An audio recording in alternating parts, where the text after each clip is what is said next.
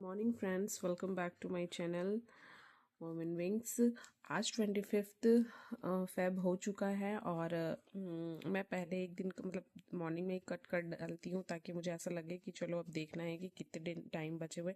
और मेरा ये जो प्रिपरेशन है वो अभी कोई फिक्स एग्ज़ाम्स को लेकर नहीं है, क्योंकि मैं अभी किसी भी तरीके का दूसरा कोई फॉर्म नहीं डाली हूँ। अभी फ़िलहाल मैं KVS TRE 2 का वेट कर रही हूँ और मैं अपना DAV का इंटरव्यू प्रिपरेशन कर रही हूँ। साथ ही साथ मैं अपने सब्जेक्ट को स्ट्रॉन्ग कर रही हूँ, तो इस वजह से मैं मान के चल रही हूँ कि इस टाइम तक मेरा इंटरव्यू का कॉल आ सकता है। इसीलिए मैं फ़िलहाल अभी छोटे छोटे स्लॉट में अपने पढ़ाई को डिवाइड करके कर रही हूँ और थोड़ा टाइम अपने इंटरव्यू प्रिपरेशन और डेमो प्रिपरेशन में भी दे रही हूँ। तो यहाँ पर EVS का देखो, वेटलैंड और नेशनल पार्क मैं कर रही हूँ, क्योंकि देखो मैं ना ये मेरा इस तरह से बनाने का एक रीज़न रहता है ना कि बहुत अच्छे से, चलो देखो ये अभी आज मैं कट करी तो मेरे को ये तो लग रहा है ना कि 3 डेज बचे हुए हैं फैब में और उसके बाद आपका इंटरव्यू का इधर आएगा। फिर मुझे नेक्स्ट जोर शोर से थोड़ा अपना JTET या मान के चलो अगर मैं BPSC की प्रिपरेशन स्टार्ट करती हूँ तो मुझे उधर जाके सीरियसली स्टार्ट करना पड़ेगा। तो मैं यहाँ पर मान के चल रही हूँ कि मतलब कि मिड मार्च में मुझे इंटरव्यू का कॉल आ सकता है। तो यहाँ देखो डे 3 का आज मेरा EVS में मैंने वेटलैंड और नेशनल पार्क करा है। तो ये सब मैं इसलिए भी कर रही हूँ ना, क्योंकि अभी एक तो ये मेरा कॉमन सब्जेक्ट बनता है। अगर मेरा KVS TRE 2 इन केस हो जाता है क्लियर, तो फिर मुझे वहाँ भी देखने मिलेगा। चाहे मैं किसी भी लेवल का एग्ज़ाम की प्रिपरेशन करूँगी, मुझे ये काम आएगा ही आएगा। इसलिए मैं टॉपिक वाइज इसको कंप्लीट कर रही हूँ। तो मैं यहाँ पर आज मेरा यहाँ कल मैंने बायोडाइवर्सिटी और बायोस्फीयर किया था और वेटलैंड और नेशनल पार्क मैंने आज रखा है। तो नेशनल पार्क में मुझे थोड़ा टाइम लगेगा। और एक चीज़ ये भी है कि मतलब जैसे मैं ना यहाँ पर अभी रिवीजन भी कर रही हूँ। ऐसा नहीं है कि मेरे कुछ चैप्टर्स मेरे थ्योरेटिकल बाकी हैं, बट अदरवाइज मैं रिवीजन भी करते चल रही हूँ। और इंग्लिश में वॉइस मैं करूँगी, जो कि मैं सेल्फ अपना जो नोट प्रिपेयर की हूँ उससे करूँगी और रिवाइज करूँगी कॉमन एरर वाले बुक से। और हिंदी की पर्यायवाची मैंने कल लास्ट वीडियो में आप लोगों को बुक वगैरह का डिटेल में दिखा दी हूँ कि मेरे सोर्स क्या है, मैं किस रिसोर्स के साथ अपना पढ़ाई करूँगी। और हिंदी मेरा पर्यायवाची चल रहा है, उसमें मैं बहुत ज़्यादा एक साथ नहीं लेके करी हूँ। मैं 5 to 6 पर्यायवाची पर डे करूँगी, ऐसा करके मैं थोड़ा थोड़ा कर रही हूँ। और ये रहा मेरा ये लर्न वोकैबलरी 20 वोकैबलरीज में इंग्लिश का कर रही हूँ और अभी मैं ईडियम्स कर रही हूँ, तो उसी को मैं आगे भी कंटिन्यू करूँगी।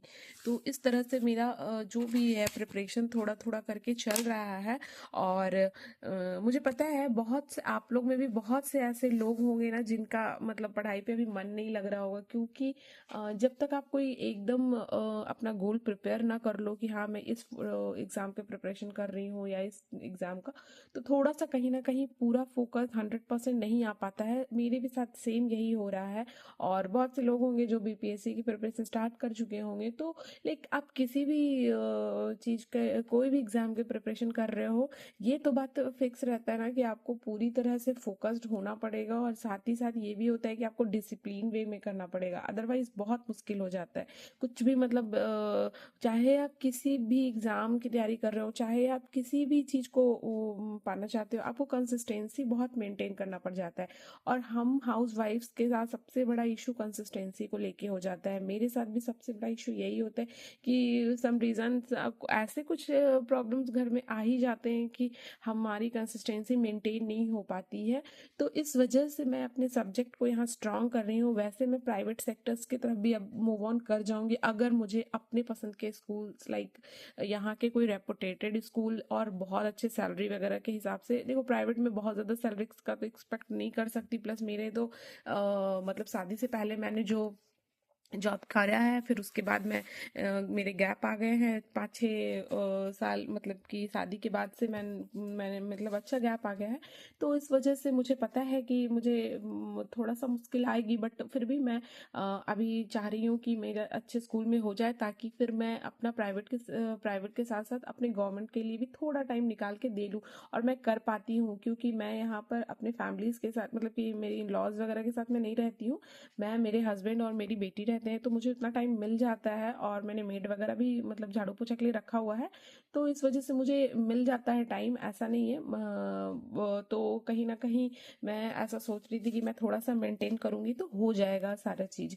तो इस वजह से मैं चाह रही हूँ, और मैं खुद को बिजी ही रखना पसंद भी करती हूँ। मुझे बिल्कुल फालतू का बात फ़ोन में बात करना और अगल बगल किसी से भी मतलब बहुत अननेसेसरी फ़ोन में बात या इस तरह से टाइम वेस्ट करना मुझे बिल्कुल बिल्कुल भी पसंद नहीं है। तो इस वजह से मैं पूरा फोकस अपने आप मतलब मैं कुछ भी करूँ, घर पर रहूँ, मैं गार्डनिंग करूँ, चाहे मैं कुछ नई चीज़ें को सीखूँ या मैं कुछ भी करूँ, कुकिंग करूँ, बट मुझे फालतू की फ़ोन में बातें करना या लोगों के साथ इंटरेक्ट करना बिना वजह का, वो करना पसंद नहीं है। क्योंकि आप जब सामने से किसी से बात वगैरह करते हो ना, तो फिर वो एक दिन बात करो, दूसरे दिन किसी किसी ना किसी टॉपिक में आप इन्वॉल्व हो जाओगे। इस वजह से अच्छा रहता है कि आप जितना दूरी बनाओ, आप बाहर से जितना कटोगे आप खुद के लिए उतना टाइम निकाल पाओगे। तो बस इसी बात से मतलब कि इसी चीज़ को मैं फॉलो करती हूँ, और मुझे ऐसा लगता है कि अच्छा है, सही भी रहता है। तो मुझे मतलब कि मैं इसी तरीके से अपना प्रिपरेशन कर रही हूँ, और मैंने अपना जो 7 डेज का चैलेंज लिया है उसका आज मेरा थर्ड डे है।